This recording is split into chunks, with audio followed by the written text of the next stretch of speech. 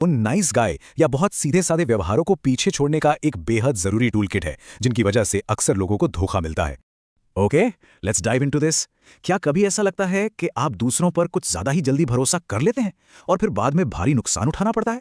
अगर हाँ, तो इसका मतलब है कि सर्वाइवल के कुछ कड़वे लेकिन एकदम सच्चे नियम सीखने का वक्त आ गया है। इस एनालिसिस के जरिए हम इन्हीं नियमों को गहराई से समझेंगे और देखेंगे कि असल जिंदगी में ये कैसे काम करते हैं। तो आज हम एक बड़े ही लॉजिकल प्रोग्रेशन से आगे बढ़ेंगे। पहला, पावर के नियम। दूसरा, दोस्ती का ट्रैप। तीसरा, जरूरत से कम बोलना। और आखिरी में, नेगेटिव लोगों से दूरी बनाना। चलिए शुरू करते हैं। सबसे पहले बात करते हैं अथॉरिटी को मैनेज करने की।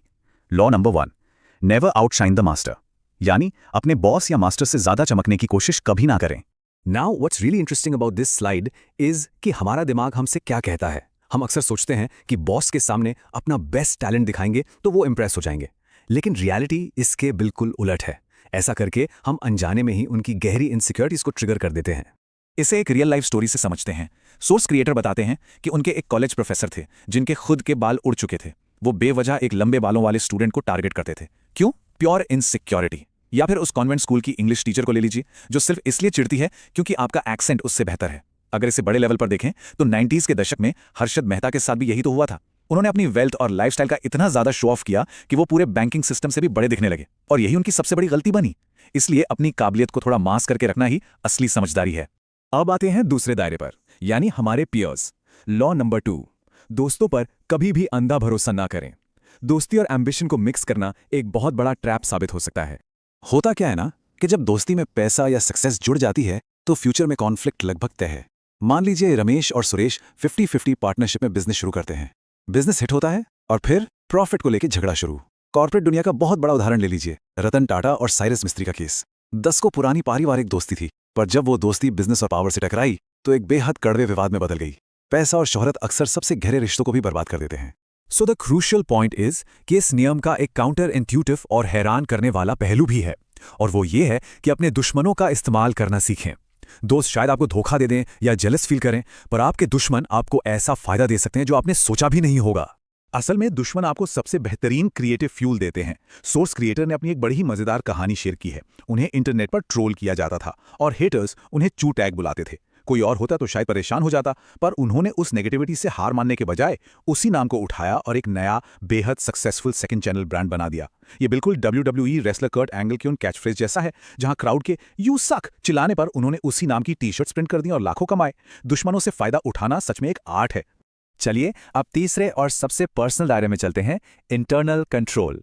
Law number 4, the power of silence, यानी जरूरत से कम बोलें। ये जो 22,000 रुपए का नंबर आप देख रहे हैं, ये सिर्फ कोई रैंडम अमाउंट नहीं है, ये एक्चुअली खामोशी की कीमत है। आइए देखते हैं कि कैसे इस खामोशी ने पैसों में अपना जादू दिखाया और सीधा फाइनेंशियल इंपैक्ट डाला। Let's move to and see how this builds. Creator को एक स्पॉन्सरशिप डील क्लोज करनी थी। उनके मन में लक्ष्य था कि बस 15,000 रुपए मिल जाएं। लेकिन जब ब्रांड ने पूछा कि आपका रेट क्या है, तो यहां पर क्रिएटर बिल्कुल खामोश रहे। उन्होंने अपना नंबर बताने के बजाय ब्रांड से ही अपना ऑफर देने को कहा। उस खामोशी का असर यह हुआ कि ब्रांड ने खुद सामने से 22,000 का ऑफर दे दिया और एंड में नेगोशिएट करके 25,000 में डील पक्की हुई। अगर उन्होंने पहले ही 15,000 बोल दिया होता तो इतना बड़ा जंप कभी नहीं मिलता। हमारे यहाँ एक बहुत ही पुरानी कहावत है, कमान से निकला तीर और मुंह से निकले शब्द कभी वापस नहीं आते। अपनी इंटेंशंस और कमजोरियों को हर किसी के सामने मत खोलिए। क्रिकेट के मैदान पर विराट कोहली के शुरुआती करियर को ही देख लीजिए। शुरुआत में जो एक्स्ट्रा एनर्जी शब्दों या अग्रेशन में जाहिर होती थी, वो बाद में चैनलाइज्ड हुई और फिर दुनिया ने खामोशी से उनके बल्ले का कमाल देखा। बॉटम लाइन यही है, जितना कम बोलेंगे आपका लेवरेज उतना ही ज्यादा होगा। अब बढ़ते हैं अपने आखिरी दायरे की तरफ, हमारा एनवायरमेंट।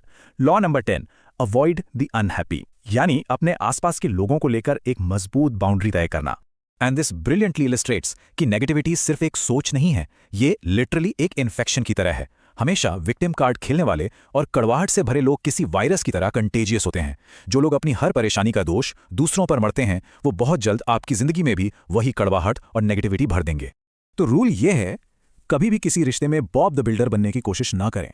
आप हर किसी को फिक्स या सुधार नहीं सकते। जब सोर्स क्रिएटर ने ऐसी विक्टिम मेंटालिटी वाले लोगों की मदद करने की कोशिश की तो बदले में उन्हें सिर्फ नफरत ही मिली। यहां तक कि एक बार जब उन्होंने एक बहुत ही पॉजिटिव वीडियो बनाया जिसमें सिर्फ ज्यादा पैदल चलने की सलाह दी गई थी, तो उस पर भी इन लोगों ने अजीब गरीब कमेंट्स किए कि तुम तो हिमाचल की वादियों में रहते हो इसलिए ऐसा बोल रहे हो। समझ रहे हैं आप? ऐसे कड़वे लोगों को फिक्स करने की बजाय उन्हें पूरी तरह इग्नोर करना ही बेहतर है। इन सभी नियमों का सबसे बड़ा निचोड़ हमें लॉ 48 में मिलता है। हमेशा फॉर्मलेस या निराकार रहें, बिल्कुल पानी की तरह। पानी जिस बर्तन में जाता है उसी का आकार ले लेता है। इस तेजी से बदलती हुई दुनिया में सबसे बड़ी पावर ही अडैप्टेबिलिटी है। खुद को कभी भी किसी एक फिक्स्ड फॉर्म या इमेज में बांधकर मत रखिए। तो आज के इस डीप डाइव के बाद सोचने वाली बात यह है, आपकी ऐसी कौन सी बचकानी या नादान आदत है जिसे आज और अभी छोड़ने की जरूरत है? क्या वो हर किसी पर बहुत जल्दी भरोसा करना है, या फिर जरूरत से ज्यादा बोल जाना? इन प्रैक्टिकल लॉज को अपनी रोजमर्रा की जिंदगी में उतार कर देखिए। मैं शर्त लगा सकता हूं कि आपका नजरिया पूरी तरह बदल जाएगा। आज के इस एक्सप्लेनर में बस इतना ही। सीखते रहिए और आगे बढ़ते रहिए।